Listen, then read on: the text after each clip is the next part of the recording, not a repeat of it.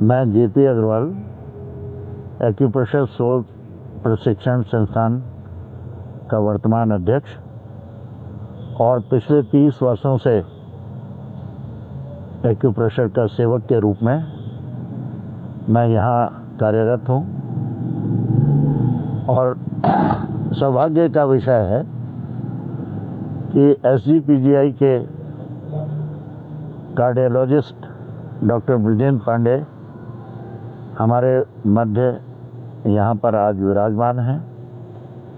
मैं छोटा सा एक परिचय आपको बताऊं कि ये हमसे 2005 से जुड़े हैं और अपने बड़े भाई के ब्रेन के ट्यूमर के इलाज के लिए, जबकि नाक से गंधयुक्त स्राव हो रहा था, डिस्चार्ज हो रहा था, और इन्होंने देखा कि 3 दिन में उसमें अंतर आया।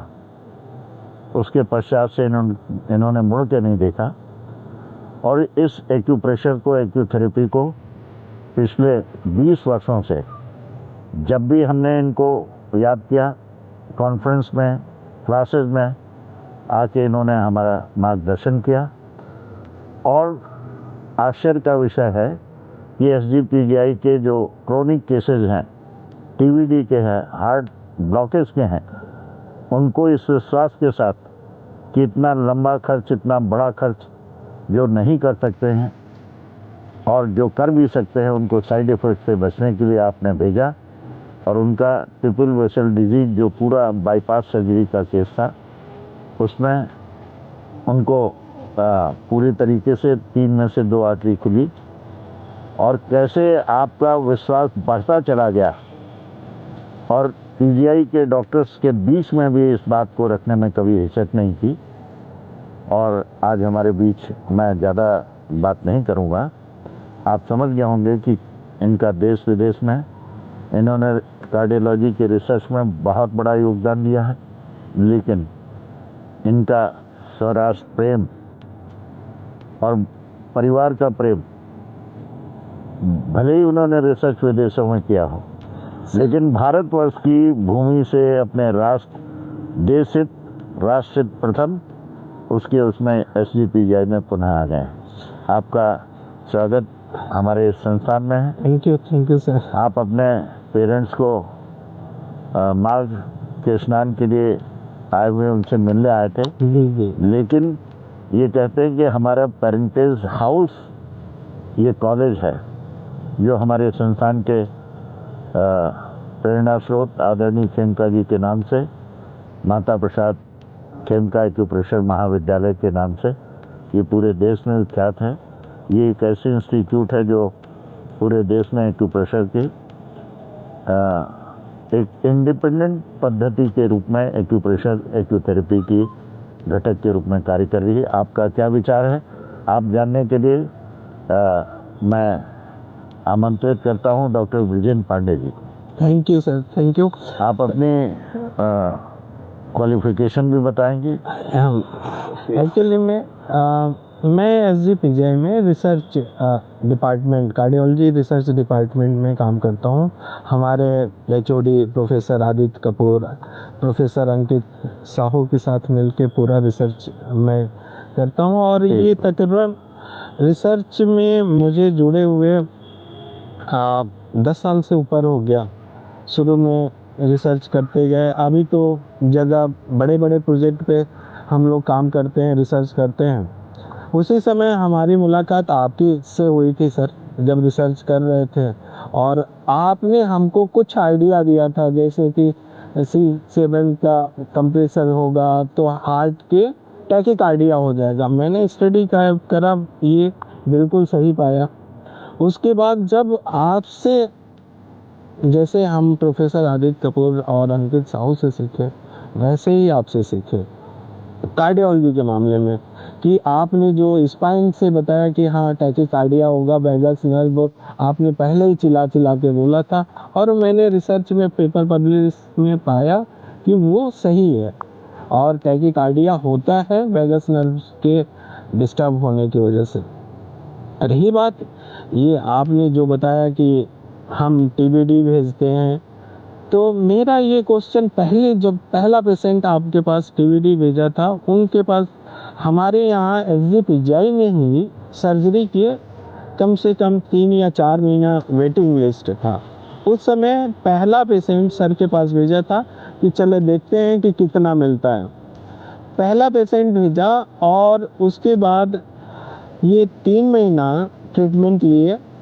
3 महीना ट्रीटमेंट लेने के बाद मैंने 1 वर्ष में, शायद आई थिंक कि 1 वर्ष या 6 महीने में, डेट याद नहीं है, मैंने सीटी एंजियो कराया। और सीटी एंजियो में ट्रिपल बेसल था, एलसीएक्स था, एलएडी था और आरसीओ था, तीनों था। आरसीओ को छोड़ के एलसीएक्स और एलएडी में ओपन हो गया था। जो उनको सर्जरी कराना था उस समय आके हमसे मिले, कहे कि अरे सर, अब सर ने मना कर दिया, अब सर्जरी नहीं होगा। हमने कहा हमको नहीं थैंक यू बोलिए, जाके अग्रवाल सर से बोलिए। उसके बाद हमको मतलब ये विश्वास हुआ कि हाँ, ये टीवीडी टेसल्स, ये सारे चीज़ें, उसके बाद हमने आपको कंटिन्यू पेशेंट भेजना स्टार्ट किया। अब मैं बीच में आपसे कुछ बात करना चाहता हूँ। जी देखिए, आपने पहले फिजियोलॉजी, एनाटॉमी, कार्डियोलॉजी की बहुत बड़ा डिग्री अध्ययन के बाद ली, और साथ ही साथ पूरे देश विदेशों में, आयरलैंड और तमाम कंट्रीज में आपने रिसर्च किया। अब फिर से रिसर्च के लिए एसजीपीजीआई में। लेकिन हमारे साथ क्या है कि पहले हमने अनुभव किया एक्यूथेरेपी के माध्यम से कि टैकीकार्डिया स्पाइन से कैसे कनेक्टेड है और सर्वाइकल से।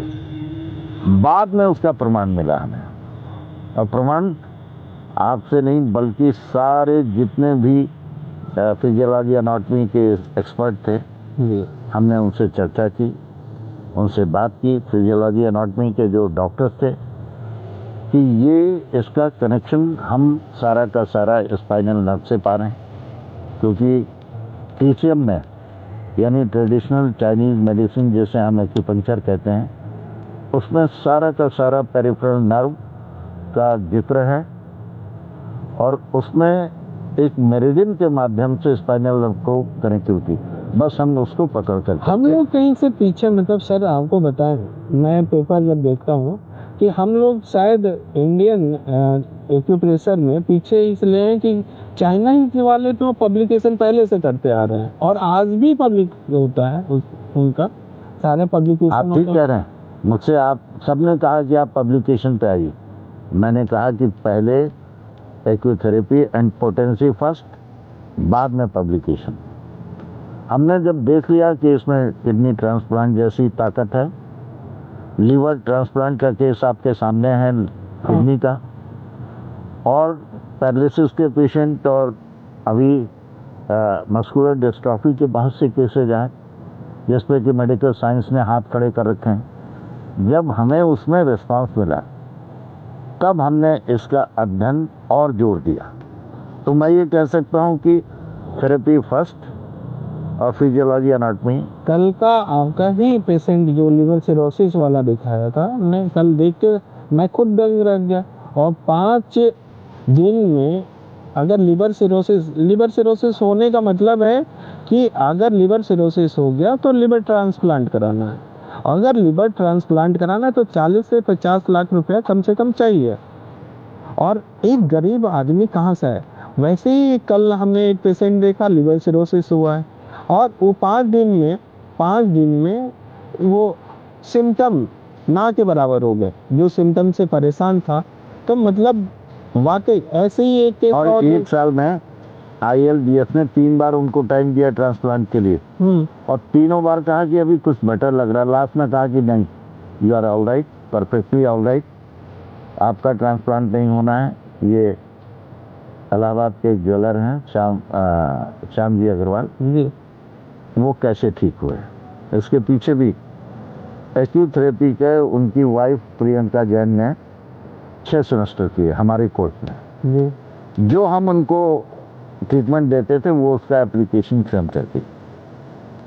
इस थेरेपी का जो सबसे प्रमुख पक्ष है कि पोटेंसी इन्फिनाइट है, इट इज़ डिवाइन थेरेपी।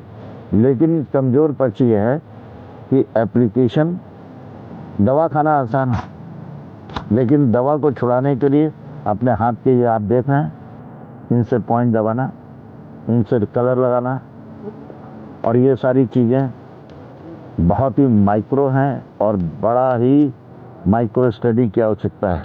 तो कोई इतना स्टडी नहीं करना चाहता, इतनी कोई मेहनत नहीं करना चाहता। मुझे खुद याद है सर, मुझे PIVD हुआ था, आपको बताया था, और जब मैं SGPGI में था तभी की बात है। सिर्फ जिसकी बात कर रहे हैं, हाँ, PVID का मतलब पैरा वर्टिबल, हाँ, जो स्लिप डिस्क हुई तो PGI में उन्होंने कहा कि 15 दिन रेस्ट कीजिए, इनके बॉसेज ने। फिर आगे बताइए। हाँ, उसके बाद आपसे फ़ोन किया था और हमको जो पॉइंट दिया, और उस पॉइंट से मैं हफ्ते भर में ठीक हो गया। मतलब चलने फिरने में जो रेडिएटिंग पेन होता था, आज तो वो ऐसे नहीं बैठ सकते थे उस समय, और उसके बाद फिर से हमें दर्द वो नहीं आया। तो ये PGI के डॉक्टर्स ने क्या कहा? वो तो बोले थे सर्जरी करने के लिए, और ये भी कहा कि आप 5 दिन में वापस कैसे आ गए जॉब पे, क्योंकि आपको कम से कम 15 दिन का तो बेड रेस्ट चाहिए था। बिल्कुल। तब आपने इशारे में कहा कि ये एक्यूप्रेशर थी। फिजियोथेरेपी करा रहे थे उस समय, सब कुछ करा रहे थे।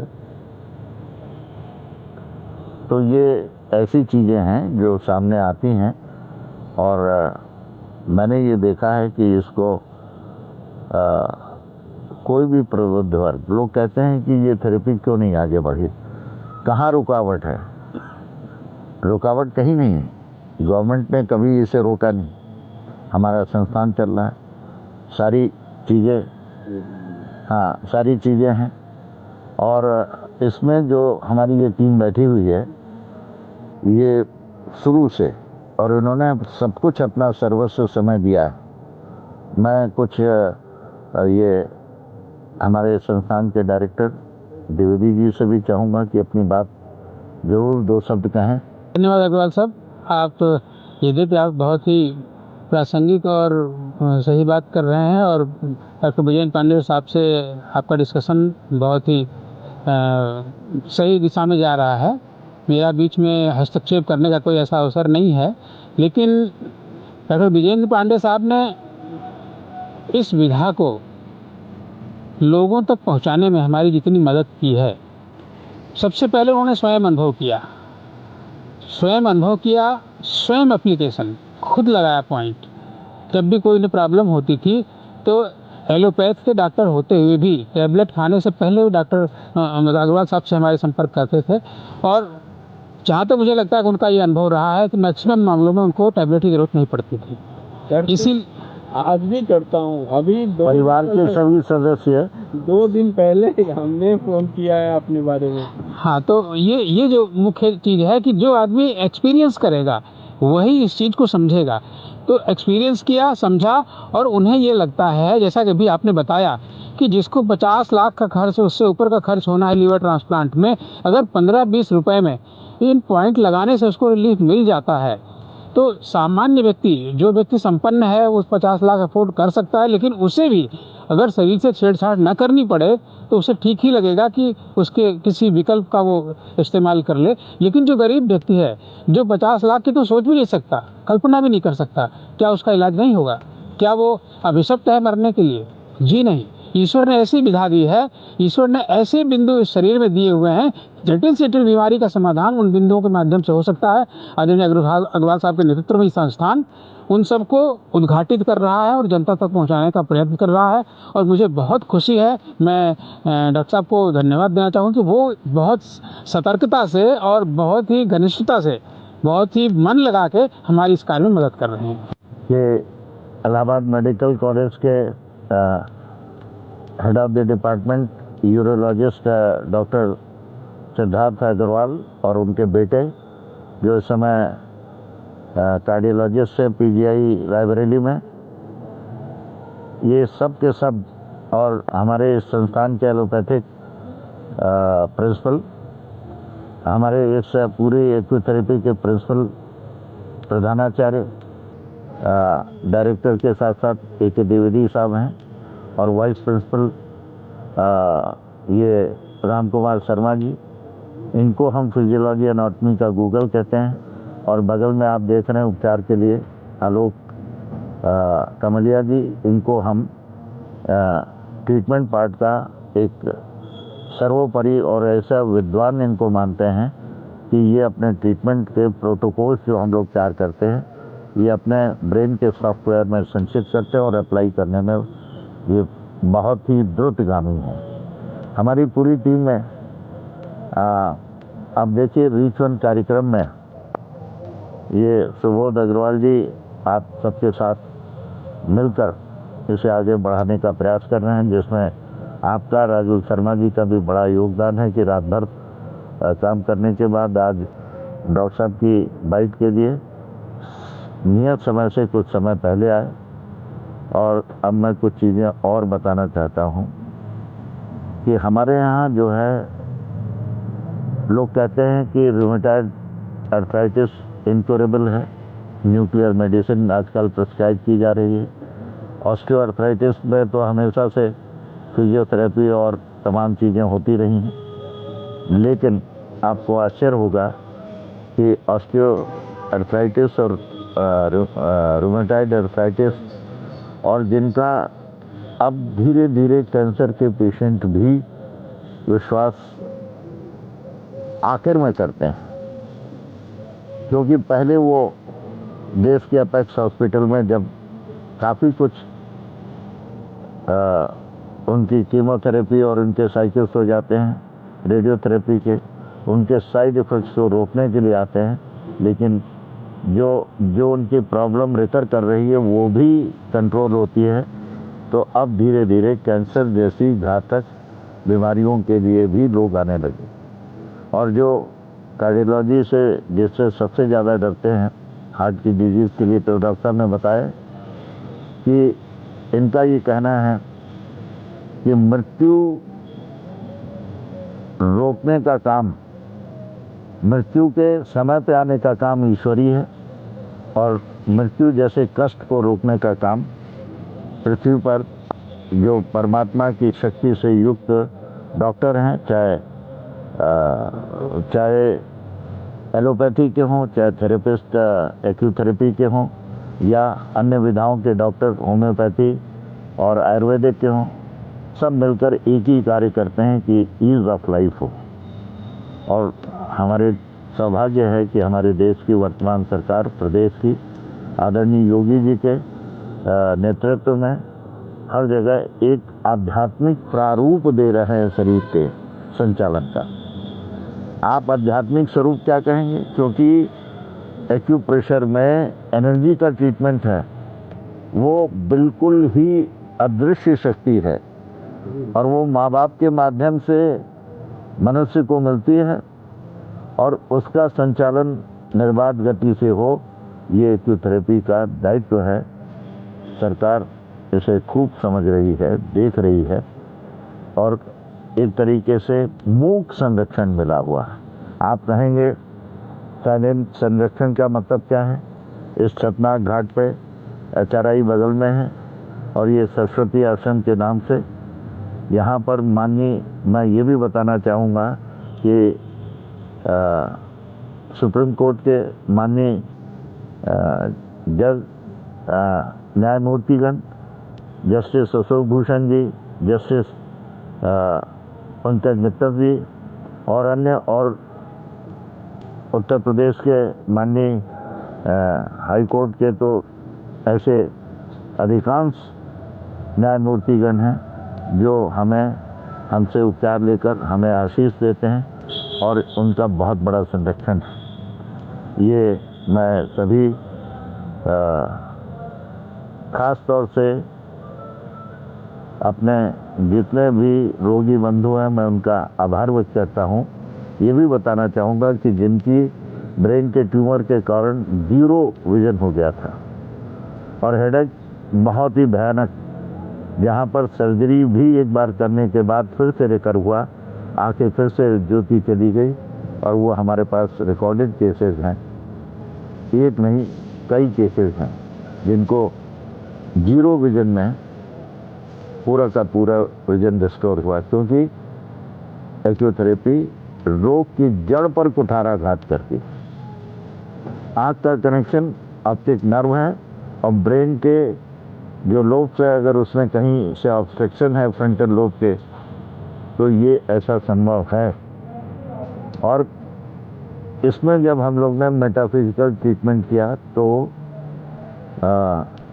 उस एनर्जी सिस्टम ने, एनर्जी की किरणों ने वहाँ पर एक अपने आप कीमोथेरेपी की, अपने आप रेडियोथेरेपी की। ट्यूमर गायब हुआ, लेकिन समय लगा। जिस लीवर सिरोसिस की आप बात कर रहे हैं, ये लगभग 1 साल लगा और टोटली कंट्रोल हुआ। ILBS जैसी संस्था ने कहा कि नहीं, सर्जरी की ज़रूरत नहीं। अब चारों तरफ आपके माध्यम से ये लोग जान रहे हैं, ये रीच वन कार्यक्रम। मैं आपका भी आभार व्यक्त करता हूँ। अग्रवाल साहब की अनुमति हो तो एक चीज़ मैं कहना चाहूँगा। अग्रवाल साहब ने अपने वक्तव्य के दौरान 2-3 बार रीच वन की बात की। इसको मैं स्पष्ट करना चाहूँगा कि जब हम लोग संस्थान से जुड़े थे, उस समय हमें ये संकल्प दिया गया था, ये नारा दिया गया था, each one reach one, each one teach one, each one treat one. अर्थात प्रत्येक व्यक्ति को जो संस्था से जुड़ा हुआ है, एक व्यक्ति के संपर्क में आना चाहिए। प्रतिदिन कम से कम एक व्यक्ति का इलाज करना चाहिए इस विधा के माध्यम से, और किसी न किसी व्यक्ति को आपको इस विधा का प्रशिक्षण भी देना चाहिए। तो ईच वन ट्रीट वन और ईच वन टीच वन, पिछले 31 वर्षों में हमने बड़े विस्तार से इस पे काम किया है और ये छोटा सा वटवृक्ष पूरे विश्व में फैल चुका है।